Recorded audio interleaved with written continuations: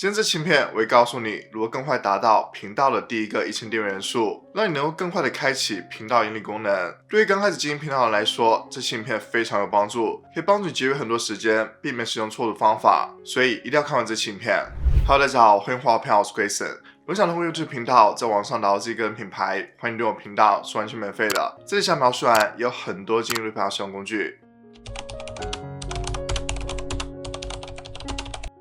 当你开拓一个新频道 ，YouTube 算法是需要时间去理解你的频道信息，去了解你影片内容的，所以就需要去重视你输出的影片内容以及输出内容的形式。YouTube 算法持续得到积极的反馈，这样 YouTube 算法才能够把你影片内容展示给正确的观众。接下来我分享的步骤能够很好的帮助你实现这目标。首先，第一个步骤就是你要知道你的影片是给谁看的。在你刚开始频道的时候，你至少需要有一个方向，你要知道你制作出来的影片是给谁看的。如果你自己心里面都没有方向，那 YouTube 算法也会不知道应该把你的影片展示给哪些观众。在刚开始的时候，你不需要特别细化，你只需要有个大概的方向，大概的目标。例如是一个游戏频道，那么你的针对观众可能就是那些感兴趣游戏的观众，想要学习一些游戏技巧的观众。如果你是想做投资理财类的频道，那么肯定你针对的观众就是想要学习如何理财，想要学习如何投资，去赚取更多收入的观众。又或者是你想做摄影的频道，那么肯定你针对的观众就是新手刚进入摄影的行业，想要提升摄影技巧的一群人。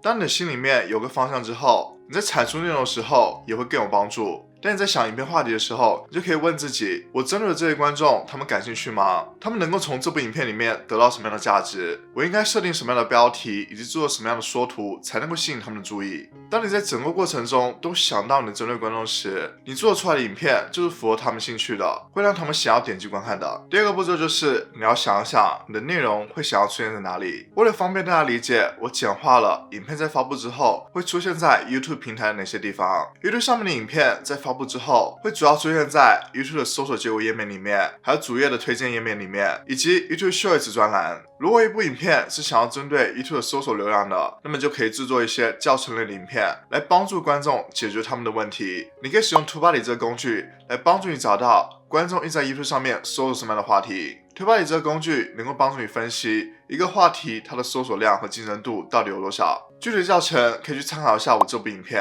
制作高搜索量话题的影片能够很好的帮助你的频道吸引更多新的流量，让更多新的观众认识到你的频道。同时这些影片也会出现在经常观看你影片的观众他们的首页上，但是也会造成一个问题，就是如果这些观众没有遇到你影片所说的问题，没有想要解决这些问题，那么他们是不会感兴趣点开这部影片的。所以针对搜索流量的影片是一个非常好的方法，来帮助你的频道吸引更多新的观众。观众会搜索一些关键词来发现你的影片，但是大部分观众在看完影片解决他们问题之后都没有订阅这个频道习惯，因为他们的目的已经达到了。所以这个时候 YouTube 首页的推荐流量就非常重要了。大家应该注意到了，当你搜索观看了一部影片之后，你的 YouTube 首页上会出现这个频道里面的其他影片，因为 YouTube 算法会认为，如果你看了这个频道的一部影片，那么你也可能会感兴趣这个频道里面的其他影片。所以当你制作搜索类影片吸引到很多新的观众之后，你要想尽办法让这些观众之后在首页上面看到你影片的时候也能够点开观看，这样他们就能够更加了解你的频道，从而订阅你的频道。除了搜索流量能够帮助你的频道被更多观众发现，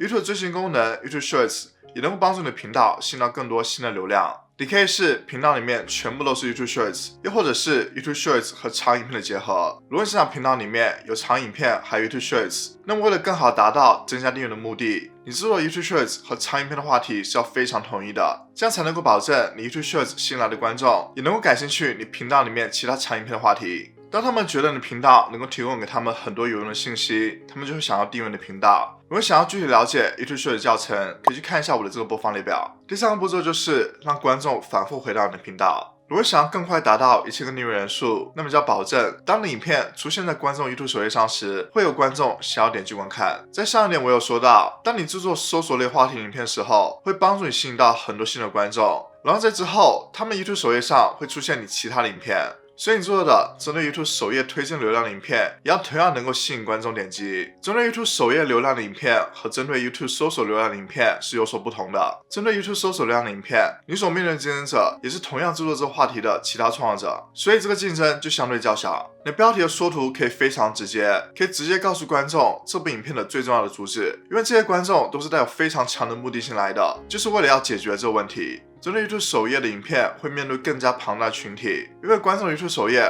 或还有很多其他 YouTube 算法推荐给他们的影片，并且当观众登录到 YouTube 首页上时，他们并没有很强的目的性。这就要求你的缩图和标题能够非常快速的吸引到观众，激发起他们好奇心，让他们想要点开观看这部影片。这里我给大家举一个例子，同样是以瘦身为话题，如果我的影片是针对搜索流量的，那么我的标题就可以是每天20分钟，1个月瘦20斤。如果我的影片是想要针对 YouTube 首页推荐流量的，那我的标题就要加入更多情绪化的元素，能够让观众产生共鸣。那我的标题就可以是用了这个方法，1个月居然瘦了20斤。观众在看到这个标题的时候，就立马产生好奇，就会想知道究竟是什么样的方法这么神奇，瞬间产生的情绪联系，就会想要点开观看这部影片。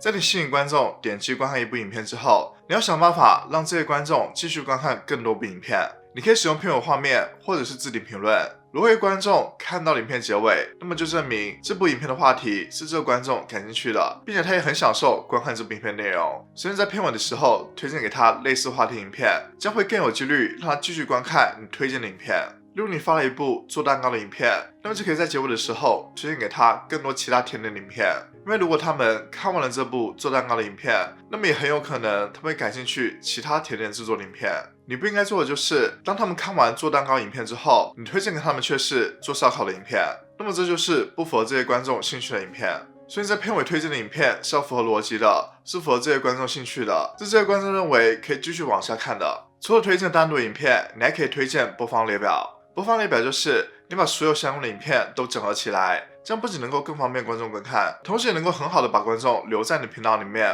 获取更多价值。这是 YouTube 算法希望看到的，观众被你的影片吸引，一直留在这个平台上，这样你频道里面的影片就会得到更多推荐量，会出现在更多观众的首页上，去吸引这些观众订阅你的频道。第二个步骤就是制作吸引的缩图还有标题。我建议大家在写影片脚本之前，可以先准备好你影片的缩图还有标题，这样会在你准备脚本的时候会更加有针对性，可以避免在你花了很多时间去准备影片脚本之后，你发现这部影片的缩图还有标题并不吸引观众。你的缩图和标题需要互相配合，你的缩图和标题不能够让观众花很长时间去思考，当观众思考时间越长，他们就越不可能点开观看这部影片。你的缩图需要根据影片内容做出不同展示，你的影片内容是关于娱乐性的还是关于教育性的，因为这两种内容的缩图展示是非常不一样的。这我推荐 Toolbar 的一个功能，你可以进入到 SEO Studio， 然后可以上传你新影片的缩图，你就可以去比较和其他相同话题影片它们的缩图，你可以去看一下，如果你影片追在搜索结果里面是否能够吸引到观众注意，是否能够让这些观众点击观看这部影片。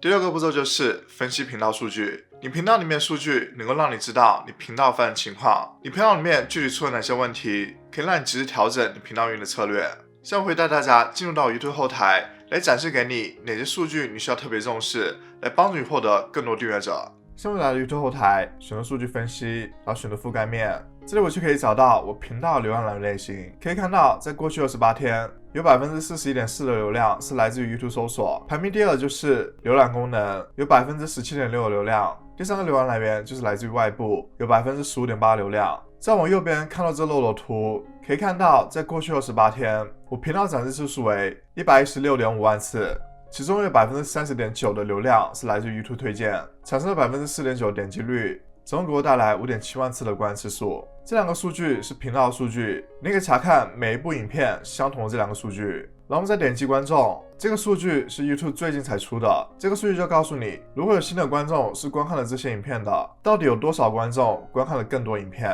从这个数据你就可以知道你应该创作哪个内容才能够扩大你的观众群。我还可以点击展开，这会帮你分类表现出色的影片和表现欠佳的影片。例如我第一部影片，这部影片的新的观众是151个，有44个观众是回访观看我频道更多影片的。第二部影片给我带来新观众是258个，其中有39个观众是观看我频道更多影片的。所以这个数据是非常重要的，能够让你知道观众更感兴趣哪一类的影片。然后你还需要重视这上面的这个观众数据图，会告诉你每天你频道回访的观众以及新的观众，你可以把鼠标移动到这里，你就可以查看当天的回访观众和新的观众，你就可以知道你频道里面是有更多新的观众，还是有更多回访的观众观看你影片。频道的第一个轻订阅是比较难达到的，所以希望这期影片分享的方法能够让大家更好的制定策略，去更加高效的获得频道第一个轻订阅人数，去开通频道的广告盈利。说到广告盈利，相信很多人都会好奇 YouTube 的广告收入。如果想具体知道在2021年我赚取了多少广告收入，可以去看我这期影片。